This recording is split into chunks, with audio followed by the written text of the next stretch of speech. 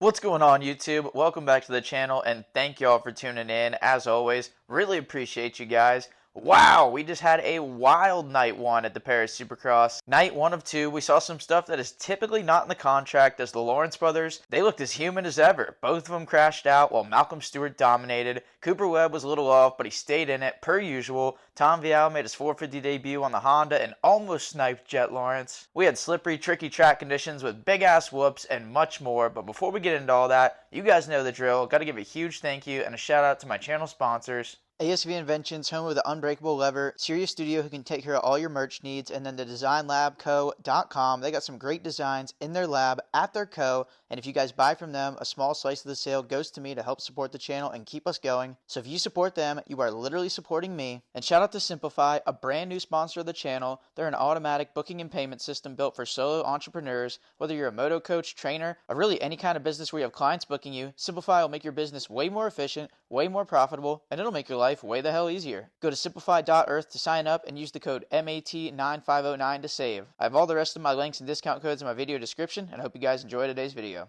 Alright, first of all, some thoughts about the track. The Paris Supercross pretty much always has one of, if not the best off-season racetracks of all the races. You know, even we saw with World Supercross last weekend, there's some things, they don't really look all that close to AMA spec, which it's not AMA, so it kind of makes sense, but this track, it's pretty much got everything that a normal Supercross track has. A couple rhythm sections, start straight, some big-ass whoops, a finish line, a Supercross triple, and all that kind of stuff. And this race, I feel like it's usually super sticky, titty city dirt, and that's kind of what it looked like it started out as this year, but it actually looked like from pretty early, actually, it got pretty deceivingly slippery. We saw some crashes like Jet Lawrence losing the front in the Super Pole, then Hunter Lawrence losing the front right after that in the first corner of the first main event. And usually if the Lawrence brothers are going down, there's probably going to be some more chaos and carnage ensuing from the others. And yeah, I think pretty much every SX2 250 class start, there was always at least one guy that would either slide the rear or lose the front and then take somebody with them. So that definitely made it tricky because I feel like these guys at this race, they're used to just being able to pretty much rail the corners, and they're used to abundant traction, and it looked like it was a little bit on the hairball side this year, but it is France, so that tends to sometimes be in the contract, especially at outdoor locations. But a couple things I liked about this track, it was pretty cool that there were a few inside-outside options, and it was even crazier that they were in the 90-degree corners, because usually, especially over here in AMA Supercross, when we see 90-degree corners, everybody kind of gets up in arms and gets pissed off, because that's usually single-file action where you can't really pass or do anything, but some of these 90s on the Paris track, you kind of needed to go wide to get a good setup, but if you're willing to sacrifice that, you could cut to the inside and try to make it work like we saw Cooper Webb do. We saw Malcolm Stewart do it a little bit as well, so I thought it was really cool that they were somehow able to build the track to where you could use inside-outside options in the 90-degree corners. We had a little bit of a Temu sand section. There was hardly any sand there, which I'm sure the riders probably think it's a super welcome change, especially the ones that probably hate the sand sections in the AMA series, but it was kind of pointless, honestly. I mean, you could barely tell it was there. If you're going to put the sand in, I feel like you might as well put it in way deeper and make it Gnarls Barkley, because it was kind of a non-factor on this one. And then last thought about the track, the big-ass whoops. I kind of wish that we could find a way to get the whoops like this here in the USA in the AMA series, because every year in Paris, they're always huge. They break down a little bit like whoops are always going to do with 450s and 250s, just smashing through them all night long. But yeah, I don't know. They do some steamroll deal or something like that where they stay pretty good all night long, and they're always really big. They're always a good separator, and I say all this, but I believe at around maybe Anaheim 2 last year in AMA Supercross, they actually tried doing this. I think they tried using a steamroller on one of the sets of whoops just to see how it worked out, and if I remember correctly, I think the whoops might have just ended up getting more chewed up than ever, so maybe it's just different dirt over there. Maybe they got Les French Steamrollers or something like that, but they really have the whoops down over there. It's always a good factor in the racing, and this year's no different. And like I said, this was only night 1 of 2 for the Paris Supercross. All 3 mains count for the overall, and then Super Pole was for gate picks. And that's how you get the winner for the night. But then as far as the King and the Prince of Paris are concerned, both nights count for that, all 6 main events. So it's definitely a bit of a marathon, not as much of a sprint, because you got all 6 motos counting with no throwaways. But with all that being said, we'll go ahead and get into the results. We had a bit of a surprise winner in the 450 class, if I may say so myself. Coming in with the last year's AMA Supercross champ and both the Lawrence brothers. You'd think it'd be kind of hard to bet against either of them, but I'll be a monkey's Mookie's uncle, 1-1-1, a perfect night from Malcolm Stewart, and he takes the overall win. And talk about domination. Like, the dude was never even really all that challenged besides Cooper Webb leading some laps in that first main event. And listening to the broadcast, they were talking about how Mookie was coming in really under the radar with almost no prep because he caught an injury at the end of Super Motocross. So maybe this ride was even a surprise to him. It definitely seemed like it was a surprise to the commentators. But yeah, wow, the dude looked awesome, smashing the whoops. He kind of looked like vintage Mookie in that regard, but an awesome night for him, and he's setting himself up great to be the king of Paris because he's got a lot of wiggle room over Cooper Webb in second, and then who I would think are his two biggest threats, Hunter and Jet. They both DNF'd the third main event, so they're pretty much out of contention on that one. So it's all down to Mookie and Cooper Webb for the king of Paris, and yeah, that gets us right into second place with a 2-4-2. Cooper Webb, and starting out the night, grabbed a hole shot, got out front, and he's defending King of Paris, so you'd kind of think that maybe he was going to run away, at least win that first main event, but Malcolm reeled him in, got him towards the latter half of that race, and never really looked back. A little bit of a struggle in that second main, and then kind of just outlasted the competition in the third one to get another second place. But with the two other biggest competitors besides Mookie, pretty much laid out on the ground during a lot of the action on the night. I'd say a 2-4-2 for a second. It's definitely not what Cooper Webb wants. We saw the look on his face at the end of the night, but still, at least he ended the night not on the ground, healthy, unscathed, and you know that dude's going to go to bed tonight thinking about how Malcolm just whooped his ass, and I think we see a much better Cooper Webb tomorrow. Then in third, with a 3-6-4, we got the first Frenchman and Cedric Soubeyras. And this dude, he's nasty in the AMA Supercross. When he shows up, he can make the 450 mains. Obviously, he's going to be good on the homestead at Paris Supercross. He took advantage of some of the misfortune of others. He wasn't the third fastest guy, but doesn't really matter. He got third, and a great job to Cedric. Then a fourth overall. I don't even know how he did this well because he kind of like DNF'd the last main, but fourth overall for Hunter. Great comeback in the first main to salvage a good ride after a first turn crash. He made his way all the way back to fourth, second place behind Malcolm in the second one, and then crashed in the whoops in that third main. I have yet to see a replay or anything on what happened, but both of the Lawrence brothers, they looked a little bit off. Maybe they're still pretty early in boot camp, haven't gotten a ton of testing in because neither of them looked like they were even close to on their A game. I kind of expected them both to go 1-2, being that the Honda is like the same platform as last year and all that, but they looked a little rusty. They looked off. The front ends on the Hondas were twitchy. They were tucking. And yeah, it wasn't a great night for either of them, but still to somehow salvage a fourth overall. Not really that it matters because they're going for the King of Paris, and it's gone for both of them. But Hunter ends up in fourth. And then shout out to my guy, Money Marsh. Marshall Welton gets a fifth overall. He was up front with a great ride in that first moto. Another good one in the second one, and then I believe he had a crash in the third one, but still picked it up and managed to get a spot that would seal him up a fifth overall on night one. And dude, this guy has made a killing over the last few months.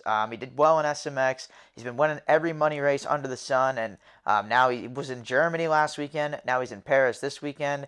The dude's been busy. I think he's been home for like 12 seconds since the end of outdoors, but he's making stacks. He's earning it. Great job, Marshall Welton. Then in the sixth spot, the 450 debut and the Honda debut for Tom Vial, and it started out firing. I mean, he comes out, goes like 3.5 on the triple single, and just OJ Simpson's bounces right into Jetson. And yeah, honestly, I'm surprised he even got out of that one alive because he was about to go to the Pinball National. He was all over the place, but Jet kind of saved him. But that was a crazy way to start it. Probably not exactly what he or Jet were looking for. It was some Honda on Honda crime, but an 11.53, obviously that first main kind of turned into a throwaway for him after that incident, even though in the overall rankings, there are no throwaways in the contract, but a fifth in the second one, a third in the third one. It seems like he got better as the night went on, but really those scores kind of just reflect the fact that everybody was dropping like flies, especially in that third one, and Tom ended up outlasting him, kind of like he did on his way to those 250 Supercross titles, but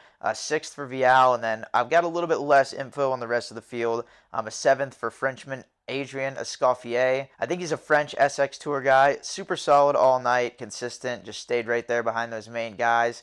Then an eighth for Mitchell Harrison, who he's another one. He's been in Australia. He was in Germany, now France. So he's doing the world tour. He's making stacks, and he had the opportunity to get a much better result in this one because first main, I think he was running fourth, had a late crash and went back to sixth. Had a lackluster second main, and the third main, I think he might have had another crash. So not exactly the night he was looking for, but still, you get show up money to come to these things. He ain't flying all the way to Paris and racing for free. So I'm stoked for guys like Mitchell Harrison and Marshall Welton. They're making a lot of well-deserved money in the off season. But with that being said, the offseason is not the offseason for a lot of these guys. Then ninth overall in the 450 class. I said I didn't have much info on these guys, but I should have waited to say that until after Jetson. But ninth overall, an 8-3 and a DNF, and just an off night pretty much in all aspects besides qualifying fastest. Right away, beginning of the night in the Super Pole, he made a few mistakes, and then he was really trying to override the track, and he washed the front end pretty hard, actually. Then the first main, right away, he gets sniped by Vial, so that one kind of took him out of contention. Came back to eighth. Then the second main, kind of just a lackluster third, which I'm not used to seeing Jet just ride around in third, not really have that intensity, that flash that he usually just puts in those spurts of speed and just blows by people. Didn't really have any of that.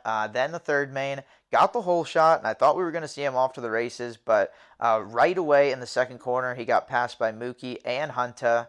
Maybe he was thinking it was going to be a rerun of Tom Vial just smashing him, but yeah, he was kind of just riding around third. Had a crash, washed the front, pulled it in the mechanics area, and the dude was out of his gear into his clothes before the main event was even over. So not a good night one for Jet Lawrence. Another year that he's not going to win the King of Paris. He's out of contention, and yeah, I think the Lawrence brothers, Honda HRC, Dazzy, the whole squad, I think they got some head scratching going on in the camp right now, and they got some work to do, maybe some settings to change before day two tomorrow, because yeah, the trip ain't over. I don't see those guys quitting. It's not really in the DNA, so hopefully they come back tomorrow with a vengeance and we see them even more in the mix than they were today. But then as for the rest of the 450 class, 10th for Ander Valentin, 11th for Paul Haberland, 12th Adrian Malaval, 13th Lorenzo Camporizzi, 14th Lucas Imbert, and then 15th for Roman Pape. And the SX1 was the main class. That's where all the big names were, but there was still some really good racing in the 250 class and the SX2 class. The win went to Luke Clout with a 2-1-1 over Anthony Bourdon with a 1-2-2. Those guys are pretty much the class of the field in that one. Even when they get a bad start, they pretty much just march the way right up to the front and settle business between themselves. So Clout had the upper hand tonight with the win in that last moto as they both went in Moto 3 tied, but there's only 1 point between them, and Prince of Paris is still super up for grabs, especially with Bourdon. He's the hometown guy. I don't even know what town he's from, but he's the home country guy.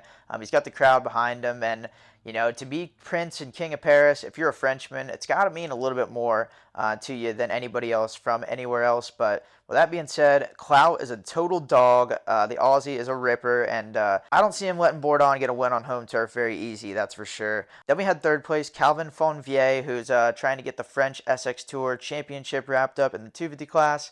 I was listening to him on the broadcast talk about it. They were saying something about Michael Hicks, even though he's not at the race because he's racing World Supercross right about now. I guess they're going to give him points based off of like an average finish for the season or something like that, because there's something about if there's other prominent races in the schedule that they're contracted to, then they can still get points in this French SX Tour. I don't really know. Sounds insane, but that's what's going on. Then fourth was Jules Pietri, fifth Jake Cannon, sixth for Saad Suleimani, and I said in my preview video he's all the way from Morocco. Yeah, I saw the map. Morocco's not that far from France, but let's face it, to ride Supercross from Morocco, that does sound kind of wild. I feel like there's no chance he's not the fastest Moroccan Supercross racer, like, ever. But seventh for Bonifacio, eighth for Kalana Humphrey, who was super impressive all night long. I think he was the only Stark Varg in the class, so he was out there zipping, he was zapping, and he was actually, in my opinion, overperforming big time from what I've seen from him. You know, he's been dipping his toe in an arena cross. Now he's doing some European stuff like this race, and he was having an awesome night. I think he was going to end up fourth, maybe fifth, but he had a big crash in the last main. Looked like he was down off the side of the track, so hopefully Kalana's okay because he had a great night going. He's been riding really well, and he's an awesome dude, so hopefully Kalana's cool and we see him again tomorrow night. But then a ninth for Lamarck, 10th for Manzato, 11th Julian LeBeau, 12th for Osterman, 13th for Koch, 14th for Bloy, 15th for Polios, 16th for Elzener, and then the last guy on my list, 17th for Matisse Borame. He came out firing. I mean, he was sketchier than kindergarten artwork at the beginning of that main one. And now that I say that, that is actually the last time I ever saw him. So who knows? Maybe he accidentally went number 2 in his pants because he scared himself so bad. Didn't have a change of clothes, and that was all she wrote. But yeah, as far as today's video, that's all I got for you guys. As always, please let me know what you guys thought of the video, if you liked it, if you hated it, if you agree with my takes, if you disagree. And like I said a couple times, that was only night 1. We still got a whole nother night of action tomorrow, and yeah, we'll be back to review it. We'll be very surprised if it's quite as crazy as it was in night 1 with both of the Lawrence brothers crashing out, all kinds of things that we're not used to seeing. But that's why you drop the gates. That's why you go racing. You never know what's going to happen. And yeah, stay tuned for night 2. We'll be here for a review. And yeah, catch you guys next time.